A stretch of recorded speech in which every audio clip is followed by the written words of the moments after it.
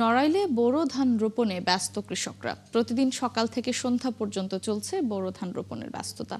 বীজ তলার পাশাপাশি সার ও সেচের কোনো সংকট নেই এই মুহূর্তে। বিগত ৩ বছরের রেকর্ড ভেঙে এবার বেশি জমিতে বোরো ধান চাষাবাদ হচ্ছে বলে জানিয়েছেন কৃষি সম্প্রসারণ অধিদপ্তর। আজিজুল ইসলামের তথ্য, ছবিতে প্রতিবেদন। নড়াইলে বোরো মৌসুমের শুরুতে শীতের দাপট থাকায় কিছুটা দেরিতে বোরো ধান রোপণ করছেন কৃষকরা।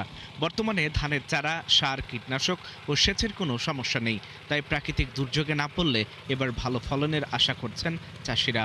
আমাদের সারের কোনো ঘাটতি নেই, সার এভেলেবল, আপনার প্রতিটা দোকানে গেলে দিচ্ছে।